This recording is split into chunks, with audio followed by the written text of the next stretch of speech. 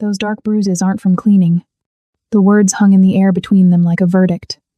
Sophia Booth's hand trembled as Seo-jun, the Korean Mafia boss who lived 42 floors above her basement apartment, gently turned her wrist, studying the purple fingerprints that wrapped around her arm like a brand.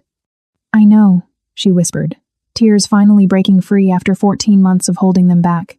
"I know they're not." For 3 months, Seo-jun has been watching, documenting, waiting for the bruises to stop appearing on his housekeeper's exposed arms. But every Tuesday and Friday, without fail, new marks surfaced. Handprints, welts, the unmistakable shadow of fingers wrapped around her throat. And Seo-jun had finally seen enough. Have you ever watched someone try to disappear, hoping that if they're quiet enough, invisible enough, that danger will pass them by? Sophia had perfected that art. But what she didn't know was that the most dangerous man in Atlanta's Buckhead district had been watching her all along. And he was about to teach her abuser the true meaning of consequences. If you're ready to see how a powerful man stand up for someone the world chose to ignore, hit the like button and subscribe to our channel so you never miss a moment of this intense journey toward justice and healing. This is the story of how a maid with nowhere to run found protection from the last person she ever expected.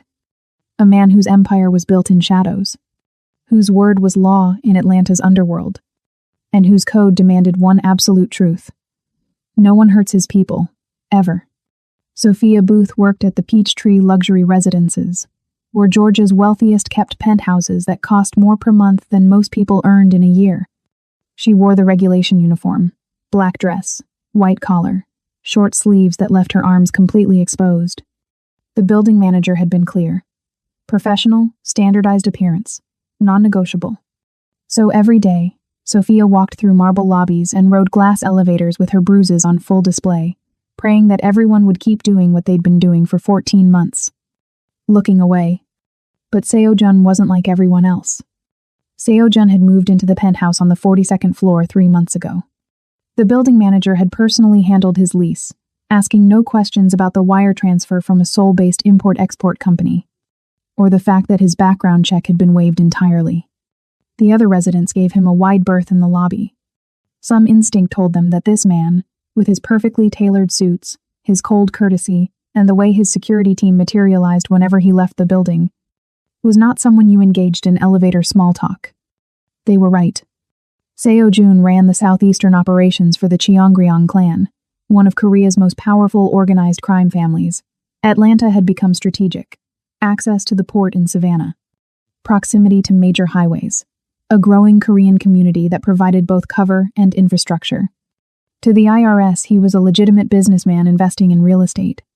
To everyone else who mattered, he was untouchable. He'd first seen Sophia on a Thursday morning when she'd been assigned to his residence.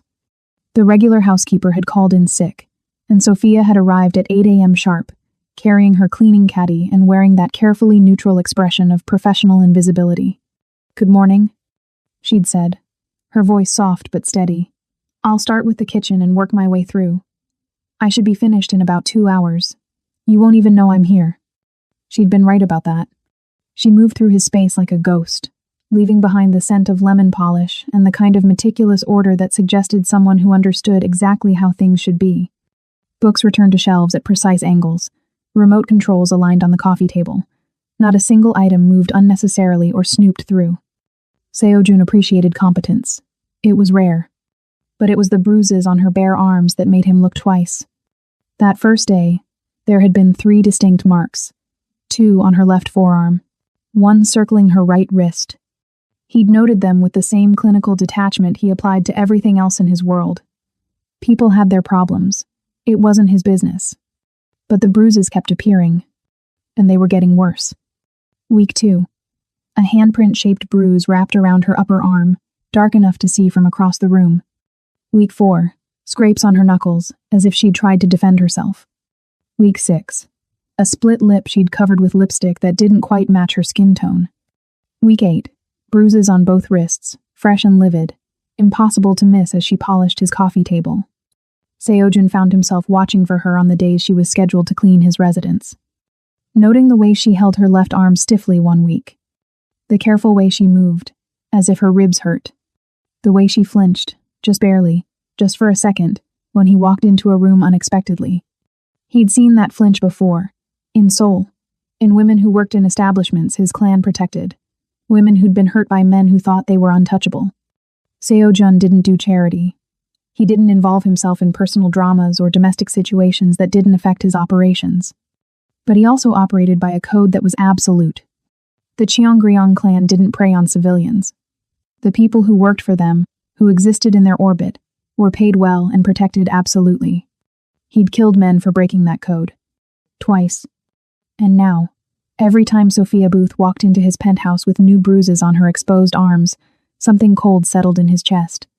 Someone was systematically breaking one of his household staff. And if he did nothing, he'd eventually be cleaning up a body. Week 12 changed everything. Sophia arrived on a Tuesday morning with bruises on her neck. Faint, but visible above her white collar. Thumb marks on one side, fingers on the other. Someone had choked her. Seo-jun watched her move through his living room, dusting shelves with that same practiced invisibility, and made his decision.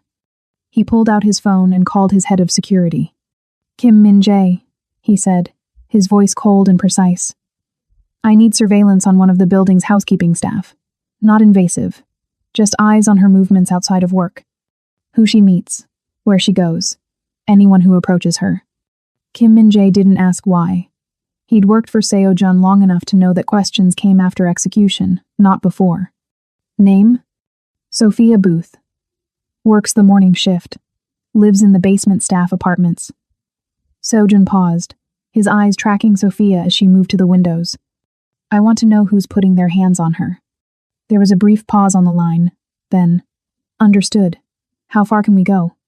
Seo-jun's voice dropped lower, taking on a quality that had made grown men reconsider their life choices. "Observation only, for now." The surveillance began the next day, and what Kim Min-jae discovered would confirm Seo-jun's worst suspicions. Sophia Booth wasn't just being hurt. She was being hunted. Have you ever known someone was in danger but didn't know how to help? Sophia was about to discover that someone had been watching all along, and that someone was about to make her problem disappear. Within a week, Kim Min-jae had a preliminary report, and it was worse than Seo-jun had anticipated. Subject leaves the building on her days off, Wednesday and Saturday. Min-jae's voice was clinical, professional. Usual pattern. Takes Marta to Lindbergh Station, walks to nearby Kroger, CVS, occasionally the TD Bank branch on Piedmont. Uses bus routes 1 to 10 and 5 for other errands. He paused, and Seo-jun heard the shift in his tone. On Wednesday of the surveillance period, a white male, approximately 30 to 35 years old, approached her at the bus stop outside Kroger. Physical contact observed. Subject grabbed the target's upper arm. Conversation appeared heated. Target appeared distressed. Interaction lasted approximately 4 minutes. Seo-jun's jaw tightened. And then? Subject departed in a silver Audi Georgia plates. Target waited 15 minutes for the next bus, visibly shaken. The license plate traced back to Derek Chamberlain, 34 years old. Marketing Director at Pinnacle Strategic Group in Midtown. Address: Atlantic Station Luxury High-Rise. No criminal record. Family connections included Marcus Chamberlain, attorney specializing in corporate law. Of course. Seo-jun sat in his study, surrounded by screens displaying surveillance footage, financial records, and background reports.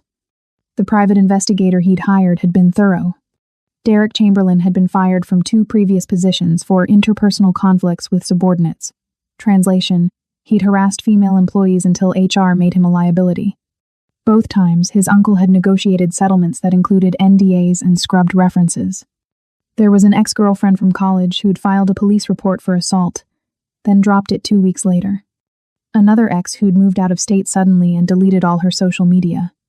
A pattern of control, escalation, and consequences that never stuck because Derek knew how to make problems go away. But it was the follow-up surveillance that made Seo-jun's blood run cold. 6 separate incidents over 2 weeks of Derek approaching Sophia. At bus stops, outside stores, on sidewalks, grabbing her, intimidating her, blocking her path while she had no vehicle to escape in. In 3 instances, he'd physically prevented her from boarding her bus, forcing her to wait for the next one while he delivered whatever threat he'd come to make. Seo-jun clicked play on the video file. The timestamp read, Saturday, 3:47 p.m. Location, Piedmont Avenue, 2 blocks from Kroger. Sophia walked down the sidewalk, grocery bags in both hands. Her posture was hunched, defensive. She kept glancing over her shoulder. Then the silver Audi appeared. It slowed to match her pace, crawling alongside her like a predator stalking prey. Derek's face was visible through the driver's side window, watching, waiting. Sophia kept walking, her knuckles white around the plastic bag handles. She couldn't run, couldn't drop the groceries and sprint, had nowhere to go even if she tried. For 3 blocks, Derek followed her. 3 blocks of psychological torture, knowing he was there, knowing he could pull over at any moment, knowing she was completely exposed with no quick escape. When Sophia finally reached the bus stop, Derek drove past. Slowly, making sure she saw him smile. Seo-jun watched the footage twice more. The power imbalance was suffocating. Derek had mobility, money, legal connections. Sophia had nothing but her feet and a bus schedule that made her predictable, vulnerable, easy to find. She was trapped not just by fear, but by economics and logistics. Every bus stop was an ambush point. Every walk to the grocery store was an exposure.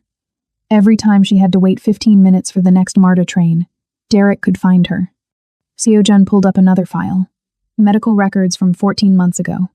Emory University Hospital, emergency room. Patient, Sophia Booth. Age, 27. Injuries, 2 cracked ribs, contusions on arms and back, minor head trauma. Cause of injury listed as fall downstairs. The attending physician's notes told a different story. Patient's injuries inconsistent with stated cause. Bruising patterns suggest defensive wounds. Patient became agitated when questioned. Declined police notification. Seo-jun cross-referenced the date with the private investigator's timeline. 14 months ago, Sophia had tried to leave. She'd packed a bag and made it as far as the MARTA station platform before Derek found her. What happened next had left her with cracked ribs and a certainty that still lived in her bones. He would kill her if she tried again. So she'd made a different choice. She'd quit her job at the boutique hotel, found work at the Peachtree, and moved into the tiny staff apartment in the basement. She'd deleted her social media, changed her phone number, and told Derek she'd taken a job in Charlotte. For 2 months it had worked. Then Derek found her anyway. And he'd been finding her ever since. Seo-jun made a phone call. Detective Sarah, Domestic Violence Unit, Atlanta PD. Detective, my name is Seo-jun. I'm calling about a potential stalking and assault case. I have documentation that may be of interest to your unit. There was a pause. What kind of documentation?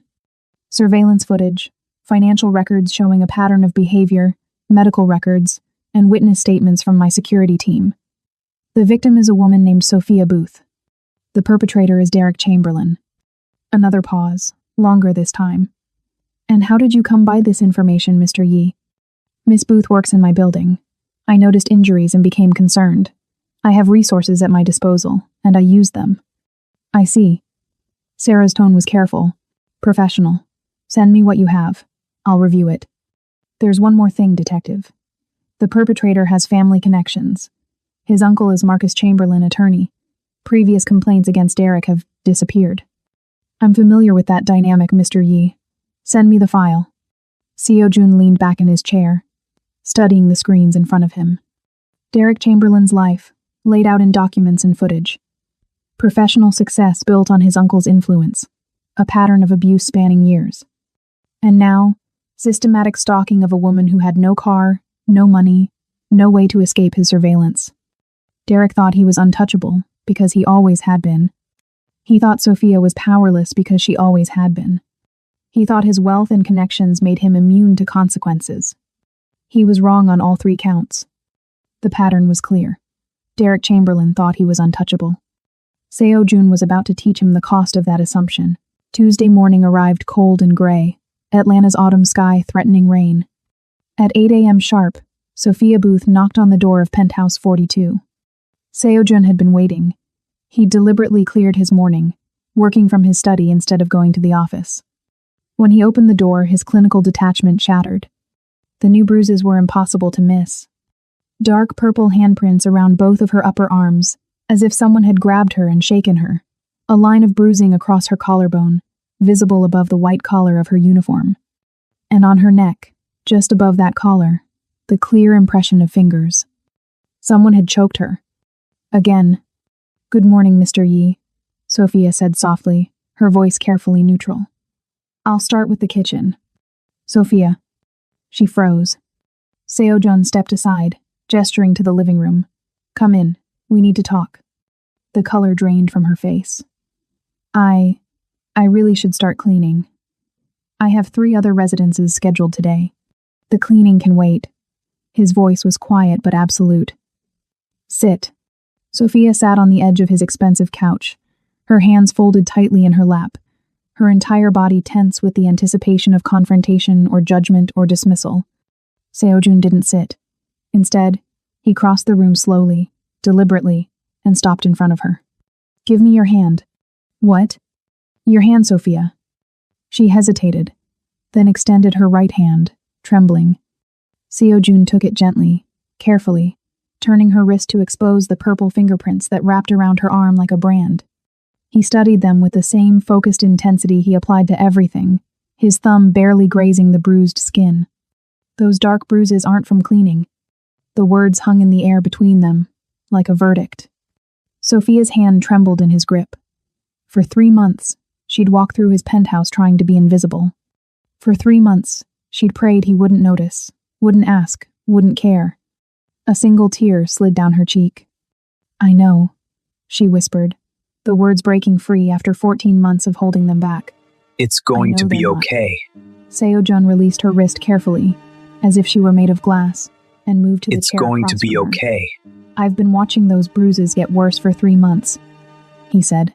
"Week after week, different locations, different severity, but always there, always visible because your uniform doesn't let you hide them." Sophia said nothing, her eyes fixed on her hands. "Every Tuesday and Friday, you come to work with new injuries, which means whoever is doing this has access to you on your days off. Regularly, systematically." His voice dropped lower. "And today someone choked you." Sophia's breathing had gone shallow. "I know you've tried to handle this yourself," Seo-jun said, his voice gentler now. "I know you probably have reasons for not going to the police, not asking for help. But what you need to understand is that this is going to continue escalating until one of 2 things happens. Either you end up in the hospital, or you end up dead." Sophia let out a choked sound that might have been a laugh or a sob, and something inside her, something that had been holding her together through sheer force of will for 14 months, finally shattered. "His name is Derek Chamberlain," she whispered. Seo-jun already knew, but he let her speak. "We dated. For 6 months it was. Perfect. Then it wasn't." Her voice was flat, emotionless. She'd told the story to herself so many times it had lost its power to hurt. The first time he grabbed my arm hard enough to leave marks, he apologized with tears in his eyes. The second time, he blamed stress at work. By the 10th time, he stopped apologizing at all. Seo-jun held her gaze, giving her space but anchoring her with his presence. "I tried to leave," Sophia continued. 14 months ago. I packed a bag and made it as far as the MARTA station before he found me on the platform." Her hand moved unconsciously to her ribs. "What happened next left me with 2 cracked ribs and the certainty that he would kill me if I tried again." "So you ran a different way." "I quit my job, found work here, moved into the staff apartment, changed my number, deleted everything. Told him I'd taken a job in Charlotte." A bitter smile crossed her face. "For 2 months. It worked. Then he found you. He always finds me." Her voice broke. "I went to the police once. Filed a report. Derek's uncle is a lawyer. The complaint disappeared. I tried to get a restraining order. The judge said there wasn't enough evidence of immediate danger." She gestured to her bruised arms with a hollow laugh. "Apparently this isn't enough." "When was the last time he hurt you?" Seo-jun asked. Sophia's hand moved to her neck instinctively. "Sunday. Yesterday afternoon. I was walking to the CVS on Peachtree, and he pulled up in his car, blocked the sidewalk." "What did he do?" "He was angry because I haven't been answering his calls. He said I'm making things harder than they need to be." She swallowed hard. "He grabbed my arms, pushed me against the building wall. Then he put his hands around my throat. Not for long, just enough to make his point." Her voice dropped to a whisper. Then he got back in his car and drove away. And I had to stand there at the bus stop for 15 minutes, waiting for the 1 to 10, knowing he could come back any time. Knowing I had nowhere to run even if I tried. Seo-jun felt that cold thing in his chest solidify into purpose. I need you to listen to me very carefully, Seo-jun said. What I'm about to tell you is the truth, and you need to believe it. Sophia looked up, her eyes red but focused. When I'm done, Derek Chamberlain will never put his hands on you again. You can't promise that. Yes, I can. Because I have resources you don't. Because I understand how power works. And because someone needs to stop him before he kills you. Sophia's breath caught. I don't want you to kill him. I'm not planning to. Seo-jun's voice was calm, matter of fact. But I am planning to make it stop. How? That's not your concern. What is your concern is whether you're ready to trust me. Sophia stared at him. This dangerous man who'd somehow made her situation his business, and felt 14 months of terror crash against a desperate, impossible hope. What do you need from me? She whispered. Seo-jun pulled out his phone. I need you to tell me his routine. Where he works, where he lives, the bus stops where he finds you. Every detail you can remember. Why? Because information is the first step in solving any problem. Sophia took a shaking breath. He works at Pinnacle Strategic Group in Midtown. Lives at Atlantic Station. He usually finds me at the Kroger bus stop on Wednesdays, the CVS on Peachtree on Saturdays.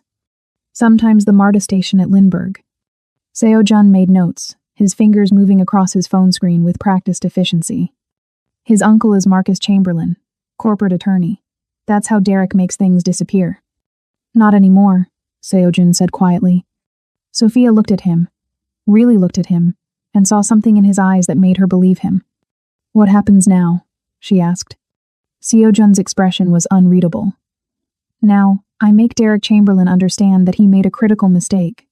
What mistake? Hunting prey that belongs to someone more dangerous than he'll ever be. Seo-jun ended the call and immediately dialed another number. Conference room. 20 minutes. Bring everything. By Monday morning, his legal team had assembled a war room on the 42nd floor. Detective Sarah arrived last, her expression unreadable, as she surveyed the documents spread across the table. Walk me through it, she said. Seo-jun's head of security laid out the evidence. Police reports, hospital records, witness statements, surveillance footage of Derek following Sophia. It painted a damning picture until Sarah started shaking her head. His uncle runs one of the best defense firms in the state, she said. This is circumstantial. Good for a restraining order, maybe. But in court? They'll argue mutual toxicity, claim she's vindictive, paint him as the real victim. She met Seo-jun's gaze. I've seen it 100 times.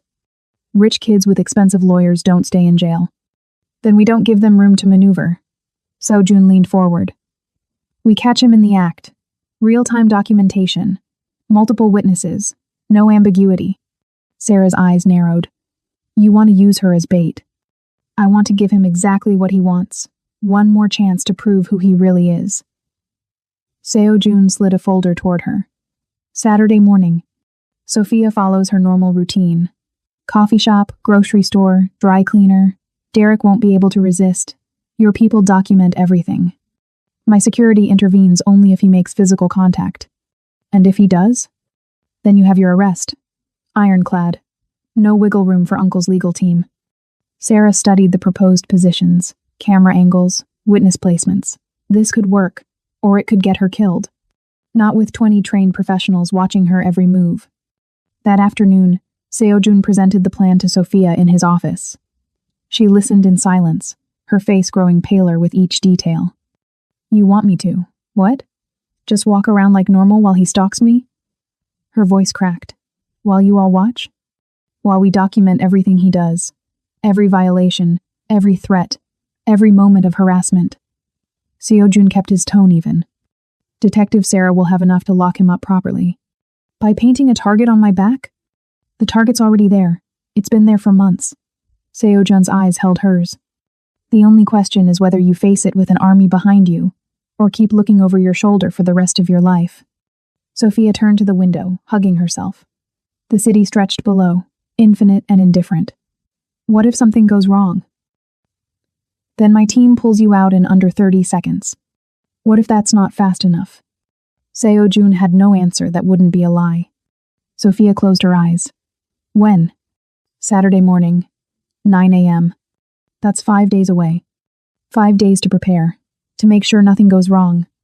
She turned back to him, and the fear in her eyes made something twist in his chest. Why are you doing this? Because it's the right thing to do, he said simply. Sophia searched his face for a long moment, then nodded once. Okay, Saturday. The week crawled by in careful preparation. Tuesday. Security teams memorized routes, timing, potential choke points. Detective Sarah positioned plainclothes officers at each location on Sophia's route. Wednesday. Communication protocols tested, body cameras checked, backup plans for the backup plans. Thursday. Final briefing. Sarah's voice was steel. We document everything. No heroics.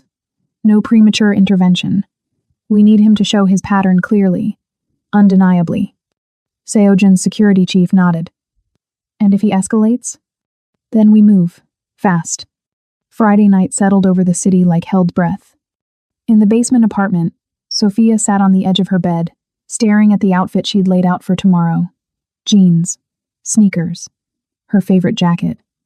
The same clothes she'd worn every Saturday for the past year. Normal. Routine.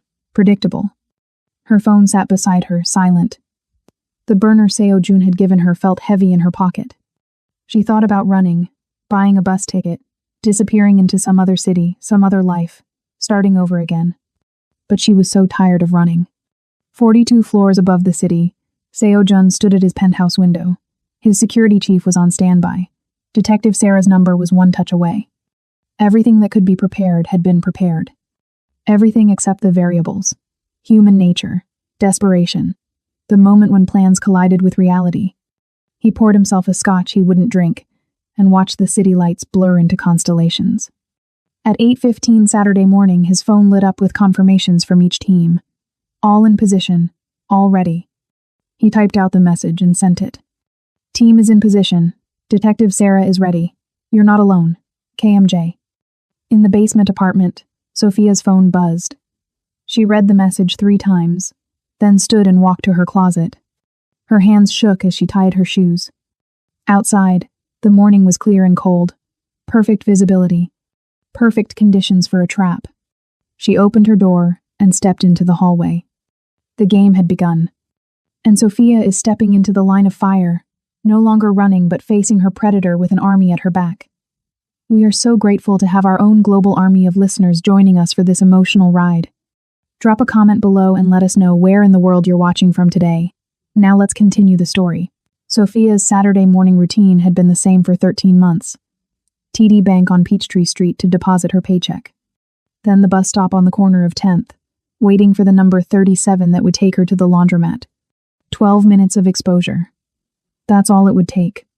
She walked the 3 blocks to the bank with her chin up, forcing herself not to scan parked cars or check over her shoulder. The morning air was crisp, the sidewalks already filling with weekend crowds. Normal. Everything had to look normal. Inside the bank, she filled out her deposit slip with hands that barely trembled. Through the window, she could see the street. No silver Audi. Not yet. The transaction took 4 minutes. When she emerged back into the sunlight, she saw it. Derek's car, idling half a block down. He wasn't even trying to hide. Sophia's pulse hammered in her throat, but she kept walking. Past the coffee shop, past the bookstore, toward the bus stop where an elderly woman was already waiting, shopping bags at her feet. Behind her, she heard a car door slam. Don't run. Don't look back. Let him come to you. She reached the bus stop and stood beneath the shelter, checking the schedule she'd memorized weeks ago. The number 37 would arrive in 8 minutes. Footsteps behind her. Fast. Purposeful. Sophia. Derek's voice sliced through the morning noise. She turned slowly, forcing herself to meet his eyes. He looked terrible. Unshaven, his shirt wrinkled, dark circles under his eyes that spoke of sleepless nights and obsession. But his smile was the same. Charming, dangerous, certain of victory. I've been looking everywhere for you, he said, stepping closer. Baby, we need to talk. Stay away from me. Her voice came out steadier than she felt. I have a restraining order. That's just a misunderstanding. Those cops didn't listen to my side. Derek, leave me alone. He moved faster than she expected, closing the distance between them in 2 strides. His hand clamped around her upper arm, fingers digging in hard enough to bruise. Don't walk away from me, he hissed. You don't get to just disappear. Let go of me. Sophia tried to pull back, but his other hand shot out, wrapping around her throat. The elderly woman gasped. A teenager across the street pulled out his phone. You're mine, Sophia. You'll always be mine.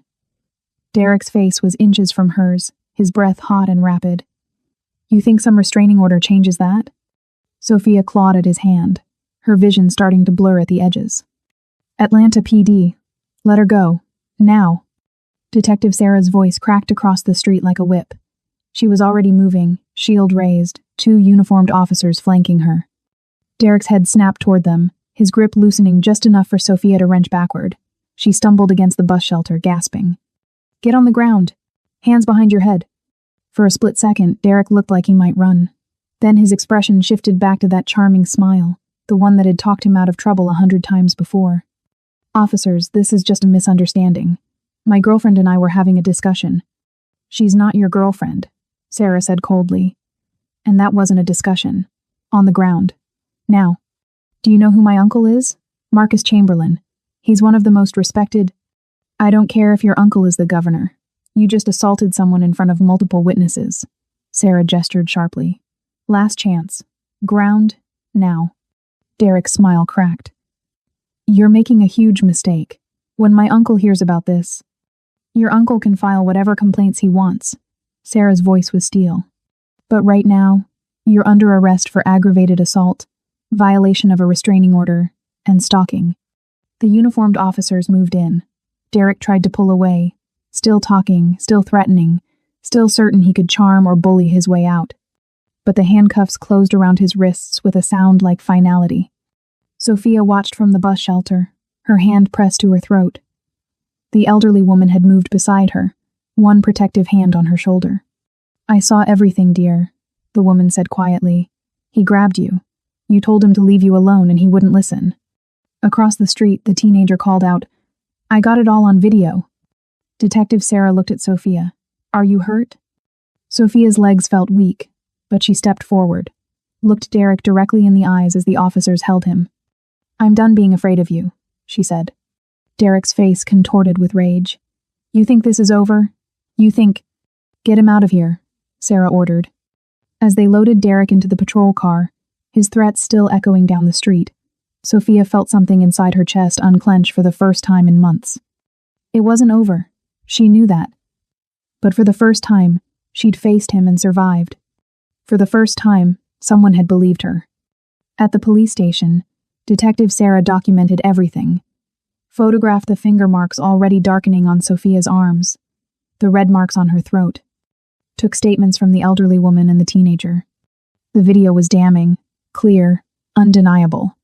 He'll make bail, Sarah warned. His uncle's already called 3 times. How long? 2 hours, maybe less. Sophia nodded slowly. She'd known this wouldn't end with one arrest. But it was a start. Her phone buzzed. A message from an unknown number. Well done. Phase 2 begins now. KMJ. Derek Hartwell sat in a holding cell, his uncle's voice already echoing down the hallway, demanding his release. The trap had worked. But the war had just begun. Apartment 4H was nothing like the basement. Sophia stood in the doorway, taking in the space that would be her new home. 41st floor. Windows that actually let in light. A kitchen with appliances that worked. A bedroom with a door that locked from the inside. Security system is state-of-the-art, Seo Jun's head of security explained, demonstrating the panel by the door. Motion sensors on all entry points. Cameras in the hallway. Panic button here. He indicated a small device on the counter. Press it, and you'll have security at your door in under 60 seconds. Sophia touched the panic button with one finger, feeling its weight. Real. Solid. Your new phone. He handed her a sleek device. Detective Sarah's number is programmed in. So is Mr. Kim's. And our security office. 24/7 monitoring. When he left, Sophia walked to the window. The city sprawled below, afternoon light turning glass towers into columns of gold. Somewhere down there, Derek was free, out on bail, furious. Her phone rang, the new one. Seo-jun's name on the screen. "Miss Booth, are you settled in?" "Yes, thank you. For all of this." The words felt inadequate. "Derek made bail 2 hours ago." Seo-jun's voice was matter of fact. His uncle posted it personally. Sophia's hand tightened on the phone. "I know. Detective Sarah warned me." "Good. Then you should also know that as of this morning, Derek's employer has launched a formal investigation into financial irregularities in his department." Sophia blinked. "What?" "Embezzlement. Harassment complaints from 2 female coworkers that were never properly filed. Expense reports that don't quite add up." A pause. "Sometimes when you start pulling threads, entire tapestries unravel. You did this. Not a question. I made some calls. Suggested some people look more carefully at records they already had." His tone remained neutral. "The evidence did the rest." Sophia sank onto the couch, her mind reeling. What does that mean for him? It means by Monday, Derek Hartwell won't have a job. By next week, his professional reputation will be in shambles. His connections will start avoiding his calls. Seo-jun's voice dropped lower. It means he's learning what it feels like when your world gets smaller and smaller, until there's nowhere left to hide. The satisfaction in his voice should have frightened her. Instead, Sophia felt something else. A dark, guilty relief. "Why are you doing all this?" she asked quietly. "Because men like Derek don't stop until they're forced to stop. Because the legal system moves slowly, and he's already proven he'll violate restraining orders. A beat of silence. And because you deserve to feel safe." Across town, Derek Hartwell sat in his uncle's office, listening to Marcus Chamberlain outline exactly how much trouble he was in. "The assault charge is manageable. We'll argue mutual altercation, claim she provoked you." Marcus's fingers drummed on his desk. "But these allegations at work? Derek, what the hell have you been doing?" "Nothing. I swear, I don't know where this is coming from. 2 women have come forward with harassment complaints. Your expense reports are being audited. They're talking about embezzlement." Marcus's eyes were cold. "Are you telling me there's nothing to find?" Derek's mouth went dry. The company credit card he'd used for personal expenses. The junior analyst he'd cornered in the break room. Small things. Nothing that mattered. "It's her," he said. "Sophia. She's behind this somehow. She's trying to destroy me." "A woman you terrorized is not capable of orchestrating a corporate investigation." Marcus stood, his patience clearly exhausted. "You did this to yourself. And I'm done cleaning up your messes. You can't just abandon me." "I can and I will if you don't get your life together." Marcus's voice was final. "Stay away from Sophia Booth. Stay out of trouble. Let me handle the legal issues. Can you do that?" Derek nodded mechanically, but his mind was already elsewhere. Sophia had found someone with money and power, someone who thought he could protect her. They had no idea what Derek was capable of when cornered. That evening, Seo-jun called Sophia again. "How are you feeling?" "Overwhelmed, grateful, confused." Sophia wrapped her arms around herself. "I keep waiting for the other shoe to drop." "What do you mean?" "All of this, the apartment, the security, destroying Derek's career. What does it cost? What do you want from me?" The line was quiet for a long moment. When Seo-jun spoke, his voice was softer than she'd ever heard it. "Derek Chamberlain spent 14 months convincing you that you were powerless, that no one would help you, that you deserved what he did to you." A pause. "He was wrong. But why do you care?" "Because I can. Because someone should." He cleared his throat. "You're not powerless anymore, Miss Booth. You're not alone. And there is no price. Just get some rest. Let yourself feel safe." After he hung up, Sophia stood at her window, looking out at the city lights. 1 floor above her, Seo-jun's penthouse windows glowed. Close enough to call for help. Close enough to feel protected. Far enough to keep breathing. Sometimes the most dangerous moment isn't when a predator is hunting. It's when he realizes his prey has found a protector more dangerous than he ever imagined. Derek Hartwell was about to learn that lesson the hard way.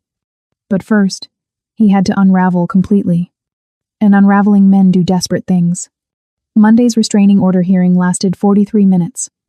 Sophia sat in the courtroom with Detective Sarah beside her, watching Derek's expensive lawyer argue that the assault had been mutual, that emotions had run high, that his client deserved compassion and understanding. Then the prosecutor played the teenager's video. Derek's hands around Sophia's throat, her desperate attempts to pull away, his voice, clear and unmistakable. "You're mine, Sophia. You'll always be mine." The judge's face hardened. Restraining order granted. 500 feet minimum distance. No contact, direct or indirect. Violation will result in immediate arrest and detention without bail. Derek's lawyer tried to salvage something. "Your Honor, my client's employer has already—" "I'm aware Mr. Hartwell lost his position this morning," the judge interrupted. "Perhaps he should have considered consequences before committing assault in broad daylight." As they filed out, Sophia caught Derek's expression. Not shame, not remorse. Pure, crystalline rage. Tuesday started quietly. Sophia worked her shift at the Peach Tree, fielding curious glances from coworkers who'd heard about the incident. She kept her head down, focused on tasks, tried not to think about Derek somewhere out there, his world crumbling. By evening, she'd almost convinced herself the worst was over.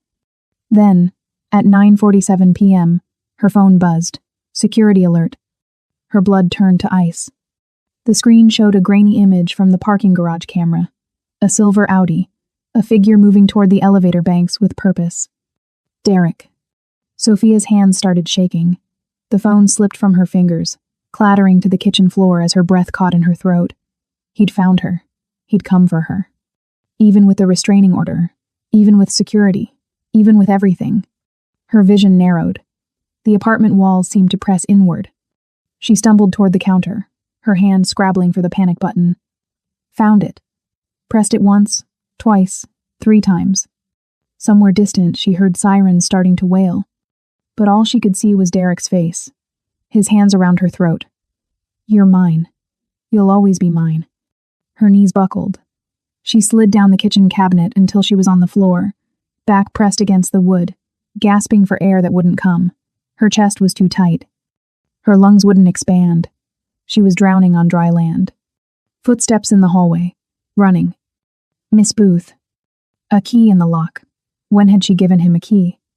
And then Seo-jun was there, still in his suit, his usually composed face tight with something fierce and protective. He took one look at her pressed against the cabinet, hyperventilating, and slowly lowered himself to sit on the floor beside her. Not touching, not crowding, just present. "Breathe with me," he said quietly. "In for 4 counts." He demonstrated, his chest rising slowly. Sophia tried to follow, but her breath kept hitching, stuttering. "He didn't get to you." Seo-jun continued, his voice steady and grounding. "My security team intercepted him in the parking garage. He never made it past the 1st floor. He never got close." Sophia tried to speak, but only a choked sound emerged. "Look at me." Seo-jun waited until her terrified eyes met his. "Derek Hartwell is in the back of a police car right now. Detective Sarah is downstairs. He's in handcuffs. He can't hurt you. He found me." The words came out broken. "And my team stopped him." Seo-jun's jaw tightened. He had a knife, duct tape, zip ties in his car. The police have everything documented. This isn't just a restraining order violation. This is attempted assault with premeditation. Sophia's breathing was still too fast, too shallow. Black spots danced at the edges of her vision. "In for 4, Seo-jun repeated, demonstrating again. "Hold for 4, out for 4, with me." This time, Sophia managed to follow. In, hold, out, in, hold, out. Gradually, the apartment came back into focus. The racing of her heart slowed from a gallop to something almost normal. They sat in silence for a long moment, both on the kitchen floor, the fluorescent light humming overhead. "I need to tell you something," Seo-jun said finally. His voice was different now, raw, stripped of its usual control. "When my team called to say Derek was in the building, I was in my penthouse, 1 floor up." Sophia nodded, not trusting her voice. "I made it to the parking garage in under a minute." He paused. "My security chief had to physically stop me from reaching Derek." "What do you mean?" "I mean I would have killed him." Seo-jun's hands clenched briefly at his sides. "If he'd gotten to you, if my team hadn't intercepted him first, I would have killed him. My security chief knew that. That's why he stopped me." Sophia turned to look at him fully. His jaw was rigid, his eyes fixed on the opposite wall, his breathing carefully controlled. "That's not normal," she whispered. "No, it's not." He met her gaze, and the intensity there made her chest tighten. "But neither is what he did to you, and I couldn't let it happen again. I couldn't." "Why?" The question barely made it past her lips. "Why do you care this much?" Seo-jun was quiet for so long Sophia thought he wouldn't answer. When he finally spoke, his voice was distant. "My sister had someone like Derek once. I was 17, too young to understand what was happening, too powerless to help." He swallowed hard. "By the time I figured it out, she'd already disappeared, changed her name, cut all contact to protect herself because no one else would." "Did she?" "I don't know. She won't talk to me, won't see me." His voice cracked slightly. "So when I see someone else going through that, someone I actually have the power to help." He trailed off, shaking his head. Sophia felt tears sliding down her cheeks. "I'm sorry. Don't apologize. Just let me help you. Let me make sure he never gets close again." They sat there for another 10 minutes, neither moving, both processing the weight of what had almost happened. Finally, Seo-jun shifted. "You're safe. He can't get to you. I made sure of it." "How can you be sure?" "Because Derek Hartwell violated a restraining order with premeditated intent to harm. Because he had weapons. Because there are a dozen cameras and witnesses." Seo-jun's voice hardened. "Because I will make sure he stays locked up." Sophia let those words sink in. "Safe. Actually, truly safe." "Thank you," she whispered. "You don't have to thank me." "Yes, I do." Seo-jun looked at her for a long moment, something shifting in his expression. Something softer, more vulnerable than she'd ever seen from him. "Then you're welcome." He stood first, then offered his hand. Sophia let him pull her to her feet, still shaky but standing. "Come on," he said gently. "Let's get you some water. Then you should rest." Downstairs, Derek Hartwell sat in the back of a police car, screaming threats about lawyers and consequences and revenge that no one was listening to anymore. But upstairs, in apartment 4H, Sophia Booth finally let herself believe it was over. The crisis had ended. Now came the harder question. What happened next? 2 weeks later, autumn settled over Atlanta with crisp mornings and golden light that slanted through Sophia's windows at angles that still surprised her. Real windows, real light, real safety. Derek was awaiting trial in the Fulton County Jail, bail denied pending multiple felony charges: aggravated assault, stalking, violation of a restraining order, attempted assault with a deadly weapon. His uncle had stopped returning his calls after the third arrest. His former colleagues had stopped mentioning his name at all. Sophia returned to work at the Peachtree, but her assignments had changed. Instead of rotating floors and random apartments, she now reported directly to the penthouse to Seo-jun's personal household staff coordinator, which meant, in practice, to Seo-jun himself. The arrangement should have felt awkward, should have felt like charity or pity, or something that made her skin crawl. Instead, it felt like breathing room. "You don't have to do this," she'd said that first morning, standing in his pristine kitchen with her cleaning supplies. "Do what?" He'd looked up from his laptop, genuinely confused. "Create a job for me. I can work other floors." "I'm not creating anything. My penthouse needs maintenance. You're qualified. The position is yours if you want it." He'd returned to his screen. "Unless you'd prefer other assignments?" "No, I thank you." "Then we're settled." The work was easy. Seo-jun was meticulous but not demanding, absent but somehow always aware. He traveled less than she'd expected, working from home 3 or 4 days a week, his presence a quiet constant. They developed a rhythm. She'd arrive at 8, start in the kitchen. He'd be in his office on call sometimes in Korean, his voice taking on different cadences, sharper edges. By 10, he'd emerge for coffee, and they'd exchange brief words. Weather, news, nothing consequential. Until the day she found him standing at his window, staring out at the city with an expression she recognized too well. "Bad news?" she asked quietly. He turned, startled, then shook his head. "Old news. My sister's birthday was yesterday." Sophia set down her cleaning supplies. "The one you told me about?" "The only one I have." A bitter smile. "I sent flowers to an address I'm not sure is still current. They weren't returned, so maybe she got them. Maybe she threw them away. I'll never know." That must be hard. It is what it is. He turned back to the window. I failed her when it mattered. Now I live with that. Sophia moved to stand beside him, not too close. Both of them reflected in the glass. You were 17. You didn't fail her. The system did. I should have seen it sooner. Done something. I was 26 when I met Derek, Sophia heard herself say. College educated, independent. I thought I was smart enough to recognize danger. Her reflection wavered. It took 3 months before he first pushed me. 6 before he hit me. A year before I understood I was trapped. Seojun looked at her then, really looked. How did you meet him? Coffee shop. He spilled my latte, bought me a new one, made me laugh. The memory tasted like ashes. He was charming, attentive. Everything escalated so slowly I didn't notice, until suddenly I was afraid to check my phone, afraid to see friends, afraid to exist outside his approval. When did you decide to leave? Sophia touched her ribs unconsciously. When he broke 3 of them. I was in the ER, and the nurse gave me this look like she knew, like she'd seen it before. She slipped me a card for a domestic violence shelter. Her voice dropped. I went home, packed 1 bag, and ran. I've been running ever since. Until now, she agreed quietly. They stood in silence, the city humming below them, both carrying scars the other couldn't see. What do you get out of helping me? Sophia asked finally. Really?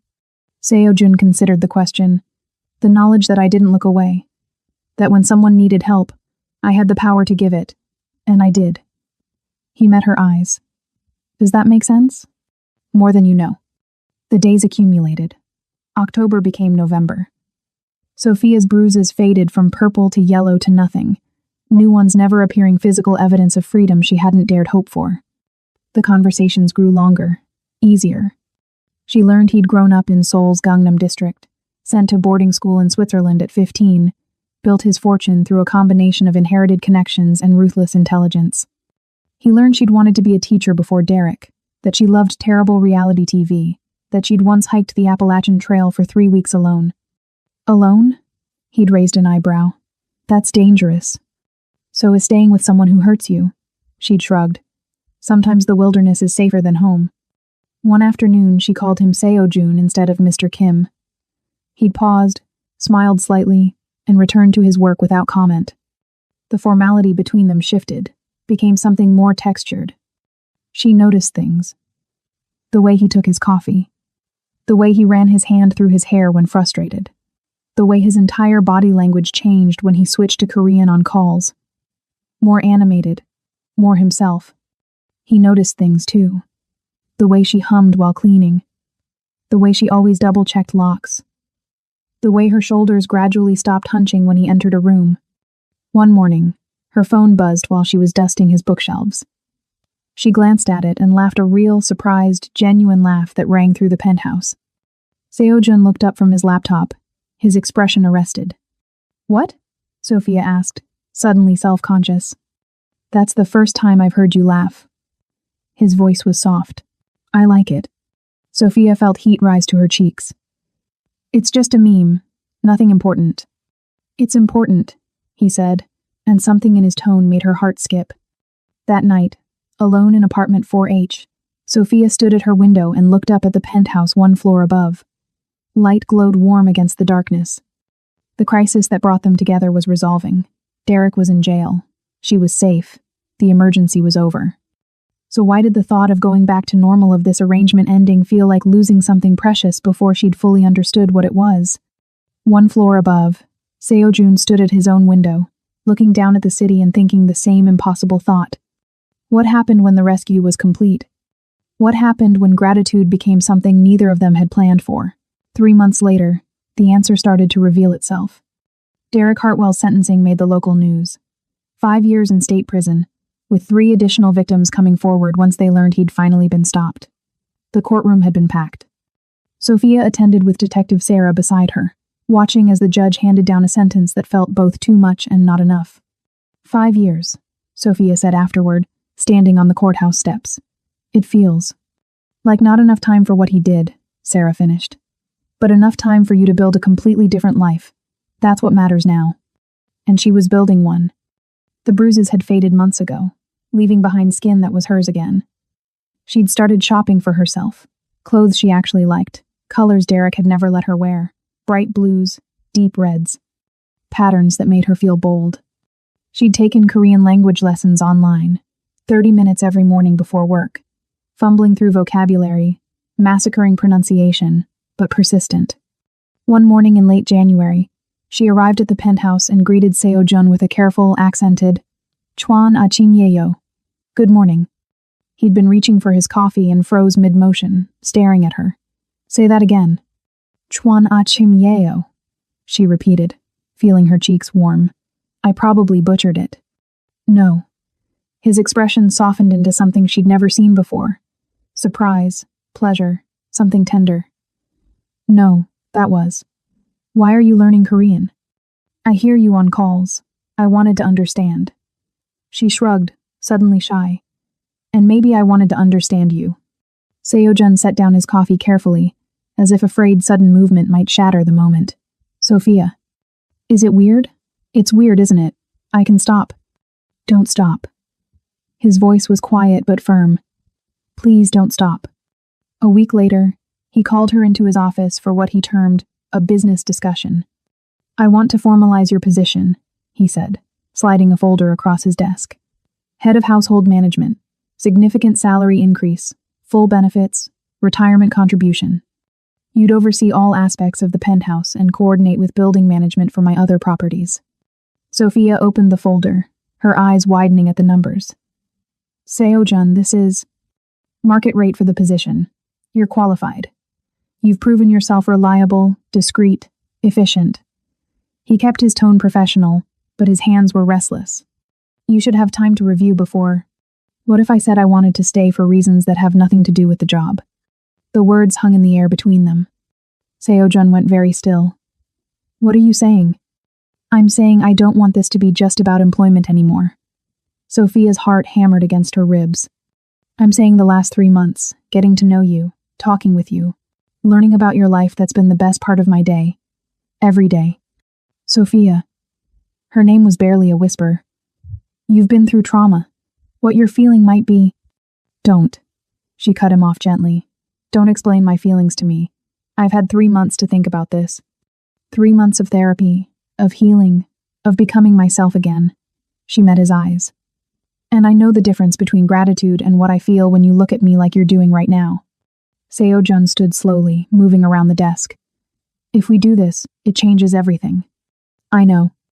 My world is complicated, sometimes dangerous. I have enemies, business rivals, people who would use someone I care about to get to me. I've lived afraid for 14 months, Sophia said steadily.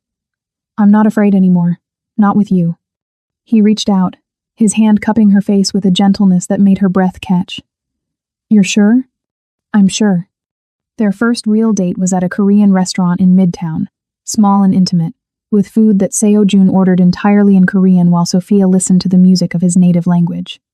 Teach me, she said over bibimbap and banchan, about your culture, your family, everything you haven't told me yet. So he did. Spoke about Seoul, about family expectations, about the pressure of being the oldest son in a family where success was measured in empire building, about his sister, the brilliant artist who never fit their parents' vision, about the guilt that still kept him awake some nights. I can't promise you safety from everything, he said quietly. My life is what it is. I don't need promises of a perfect life. Sophia reached across the table, her hand finding his. I just need honesty, partnership, respect. Those I can promise. The first kiss happened in her apartment 4H, the place that had been her sanctuary, now feeling like a threshold to something new. Seo-jun had walked her to her door, and they'd stood in the hallway, neither wanting the evening to end. I should go, he said, not moving. You should, she agreed, not stepping back. Sophia. His hand rose to her face again, thumb brushing her cheekbone. Tell me if this is too fast. It's not fast. It's been months. She tilted her face up toward his. It's been every conversation, every laugh, every moment you've shown me what safety actually feels like. He kissed her, then gentle, questioning, respectful, giving her every opportunity to pull away. She didn't pull away. When they finally separated, both breathless, Seojun rested his forehead against hers. You're not my employee, Sophia. You haven't been for a long time. Then what am I? She whispered.